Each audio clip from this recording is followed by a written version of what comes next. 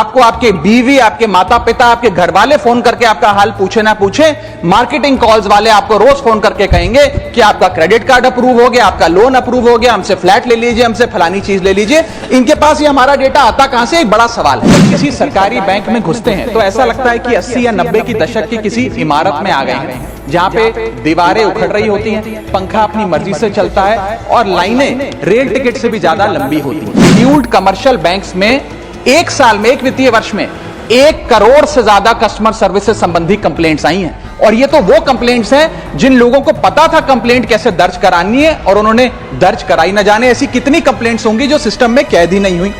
इसके बाद जब आप काउंटर नंबर 1 पे पहुंचते हैं तो बताया जाता है काम यहां नहीं होगा, काउंटर नंबर 4 पर जाइए। जब काउंटर नंबर 4 पे जाते हैं तो बताया जाएगा यहां पर भी काम नहीं होगा, फर्स्ट फ्लोर पर जाइए। और जब आप थके हारे फर्स्ट फ्लोर पर पहुंचते हैं तो बताया जाता है कि लंच हो गया है, लंच के बाद 2 बजे आइएगा। 2:15 पहुंचते हैं तो बताया जाता है कि लंच एक्सटेंड हो गया, अभी कर्मचारी गुलाब जामुन खा रहे हैं। डॉक्यूमेंटेशन से लेकर कॉम्प्लिकेटेड फॉर्म से लेकर लैंग्वेज के चैलेंजेस तक ग्रामीण इलाकों में लोगों को झेलने पड़ते हैं। और सबसे ज्यादा बैंकिंग फ्रॉड भी गांव के भोले भाले आदमी के साथ होता है। इसी के चलते हमारे गांव का आदमी प्राइवेट निजी साहूकार के पास जाकर लोन लेना बेहतर समझता है, ना कि किसी बैंक के पास जाकर। नहीं रखते हैं तो 100 से 600 रुपए प्रति माह बैंक आपका काट लेता है। इस चार्ज को लगाने के बाद बैंकों ने वित्तीय वर्ष 22-23 में 3500 करोड़ रुपए मिनिमम बैलेंस पेनल्टी के नाम से लोगों से वसूले हैं। मैडम, पूरा करने के लिए बैंक के एग्जीक्यूटिव मिस सेलिंग करते हैं, गलत प्रोडक्ट लोगों को बेचते हैं। यह भी एक प्रकार का हनी ट्रैप है।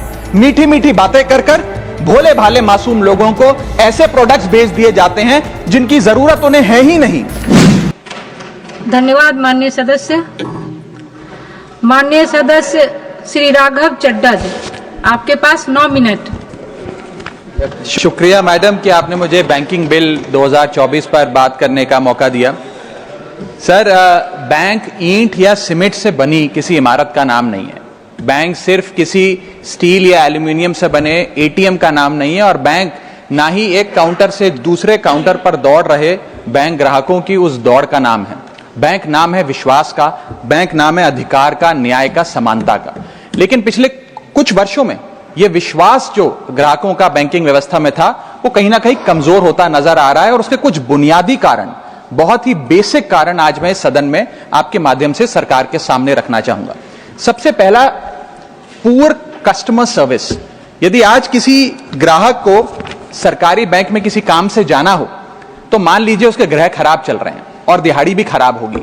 कोई नौकरी पेशा आदमी हो तो ऑफिस से छुट्टी लेनी पड़ती है, कोई स्टूडेंट हो तो प्रैक्टिकल का एग्जाम मिस करना पड़ता है, यहां तक कि साधारण सी पासबुक अपडेट कराने भी जाना हो तो वो भी एक संघर्षशील सफर में तब्दील हो जाता है।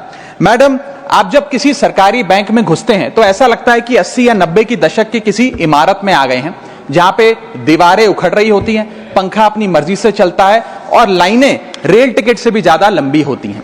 इसके बाद जब आप काउंटर नंबर 1 पे पहुंचते हैं तो बताया जाता है काम यहां नहीं होगा, काउंटर नंबर 4 पर जाइए। जब काउंटर नंबर 4 पे जाते हैं तो बताया जाएगा यहां पर भी काम नहीं होगा, फर्स्ट फ्लोर पर जाइए। और जब आप थके हारे फर्स्ट फ्लोर पर पहुंचते हैं तो बताया जाता है कि लंच हो गया है, लंच के बाद 2 बजे आइएगा। 2:15 पहुंचते हैं तो बताया जाता है कि लंच एक्सटेंड हो गया, अभी कर्मचारी गुलाब जामुन खा रहे हैं। यह व्यवस्था है कस्टमर सर्विस की एक सरकारी बैंक में। और आज हम जहां चांद पर पहुंच गए, यूपीआई से गोलगप्पे खरीद रहे हैं, लेकिन हमारी सरकारी बैंकिंग व्यवस्था 80-90 के दशक से बाहर नहीं आ पा रही है। अभी आरबीआई के गवर्नर ने हाल ही में एक प्रेस कॉन्फ्रेंस कर वित्तीय वर्ष 23-24 की रिपोर्ट जारी करते हुए कहा कि 95 शेड्यूल्ड कमर्शियल बैंक्स में एक साल में, एक वित्तीय वर्ष में 1 करोड़ से ज्यादा कस्टमर सर्विस से संबंधी कंप्लेंट्स आई हैं। और ये तो वो कंप्लेंट्स हैं जिन लोगों को पता था कंप्लेंट कैसे दर्ज करानी है और उन्होंने दर्ज कराई। न जाने ऐसी कितनी कंप्लेंट्स होंगी जो सिस्टम में कैद ही नहीं हुई।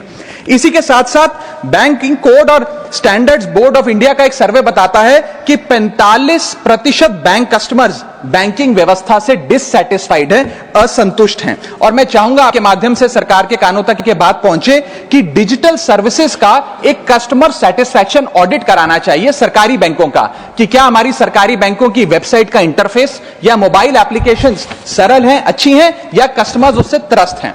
दूसरा बड़ी समस्या है रूरल इंडिया के अंदर limited access to banking infrastructure. आइए गांव की ओर चलते हैं मैडम।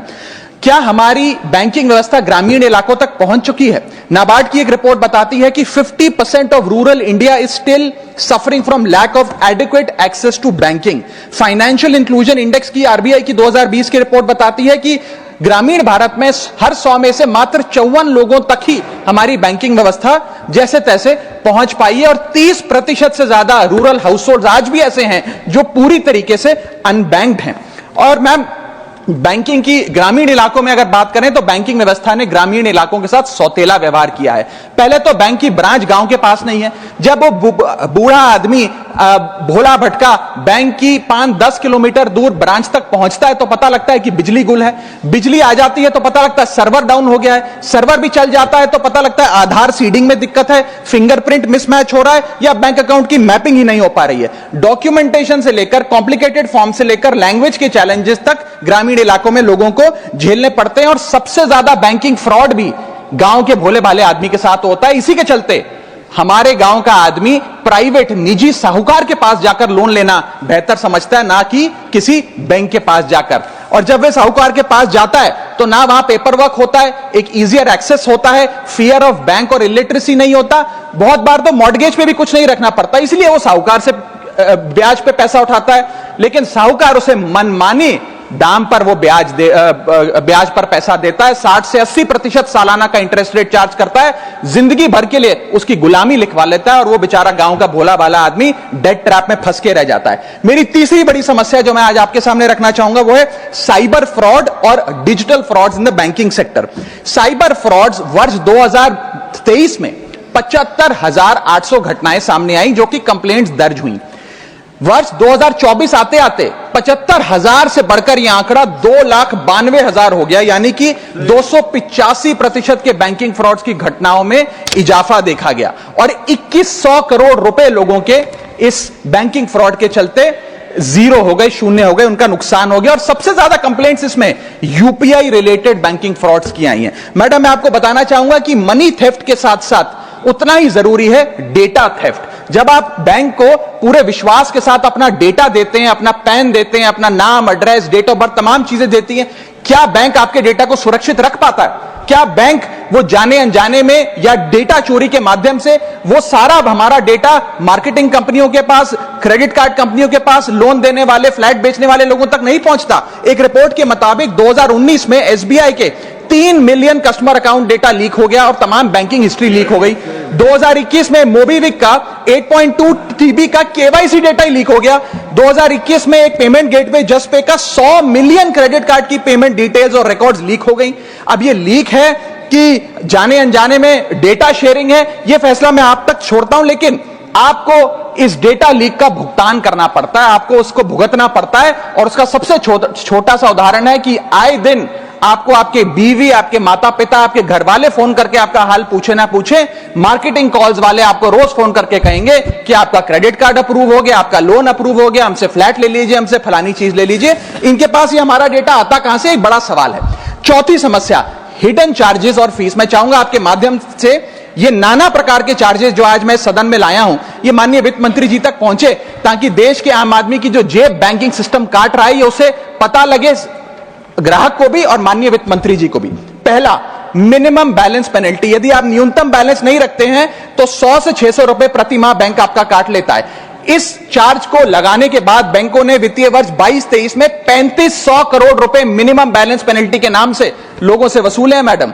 दूसरा चार्ज, एक्स्ट्रा एटीएम यूजेज। आपको एटीएम ट्रांजैक्शन के लिए 2 से 3 की मोहलत मिलती है, 2 से 3 की इजाजत मिलती है बैंकों द्वारा। अगर आप चौथा, पांचवां ट्रांजैक्शन कर लें तो हर ट्रांजैक्शन पे 20 रुपए एटीएम चार्ज आपको देना पड़ता है। इनएक्टिविटी फी 100 से 200 रुपए सालाना, यानी कि अगर बैंक आप बहुत ज्यादा अपना अकाउंट यूज नहीं करते हैं तो बैंक इनएक्टिविटी के नाम पे भी चार्ज लगा देता है। फिर बैंक स्टेटमेंट आप मंगवाते हैं तो बैंक स्टेटमेंट इशुएंस चार्जेस के नाम पर आपसे 50 से 100 रुपए लेता है। फिर आप कहते हैं हमें एसएमएस अलर्ट के माध्यम से मेरे बैंक के खाते में क्या आ रहा है उसकी जानकारी मिले, तो एसएमएस अलर्ट चार्जेस के नाम पर भी प्रति क्वार्टर 20 से 25 रुपए आपसे लिया जाता है। ऑनलाइन पेमेंट करेंगे एनईएफटी की तो ट्रांजैक्शन फी भी ली जाती है। जबरदस्ती आपको पहले लोन बेचते हैं और फिर उसके बाद लोन प्रोसेसिंग फी के नाम पर 1 से 3% लोन अमाउंट का काट लेते हैं। और जब आपकी किस्मत ठीक चल रही हो और आप समय से पहले अपना लोन बकाया जो है उसका भुगतान करने बैंक पहुंच जाएं तो loan pre closure charges, early payment penalty के नाम पर भी बैंक आपसे पैसा वसूलता है। साधारण सा सिग्नेचर बदलवाना हो, नॉमिनी की डिटेल्स बदलवानी हो, उस चेंज पर भी 200 रुपए प्रति ट्रांजैक्शन के नाम पे बैंक आपसे पैसा वसूलता है। और डिमांड ड्राफ्ट पे ऑर्डर बनाने जाएं तो 100 से 200 रुपए प्रति डिमांड ड्राफ्ट आपसे पैसा वसूलता ही वसूलता है। यानी कि कस्टमर्स की जेब काटी जा रही है और कस्टमर्स को पता भी नहीं लगता कि कितना पैसा बैंक इन नाना प्रकार के चार्जेस के चलते आम आदमी से वसूल रहा है। मेरा पांचवा और आखिरी point madam, insurance and investment product miss selling. अपने क्वार्टरली या मंथली टारगेट्स पूरा करने के लिए बैंक के एग्जीक्यूटिव मिस सेलिंग करते हैं, गलत प्रोडक्ट लोगों को बेचते हैं। यह भी एक प्रकार का हनी ट्रैप है। मीठी मीठी बातें कर कर भोले भाले मासूम लोगों को ऐसे प्रोडक्ट्स बेच दिए जाते हैं जिनकी जरूरत उन्हें है ही नहीं।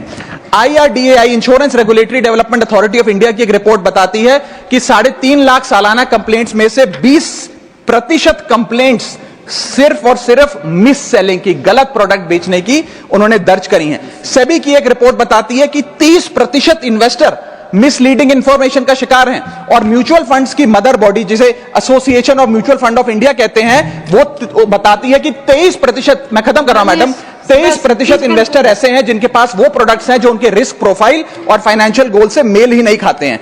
तो मैडम, मैं इन सारे जो समस्याएं बताई हैं उसके माध्यम से समाप्त कर रहा हूं। बस इतना ही कहना चाहूंगा कि ये बड़ी बुनियादी समस्याएं हैं जो आज इस देश का एक आम अकाउंट धारक, एक आम आदमी सफर कर रहा है। मैं चाहूंगा माननीय वित्त मंत्री जी इन बुनियादी सुविधाओं का, इन बुनियादी समस्याओं का समाधान दे। बहुत बहुत शुक्रिया। श्री निरंजन बख्शी।